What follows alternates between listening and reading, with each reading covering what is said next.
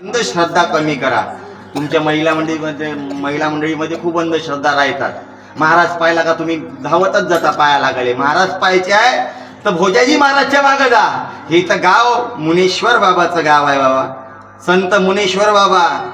या गावात अनेक मंडळी संताच्या कव्हरेजमध्ये आहे. मग बाबाजी जुमदेवच्या माग कव्हरेजमध्ये असो की भोजाजी महाराजच्या, नागाजी महाराज असो की सोना मातेच्या, तुम्हाला आशीर्वाद आहे. कारण संताचा संघ पाहिजे.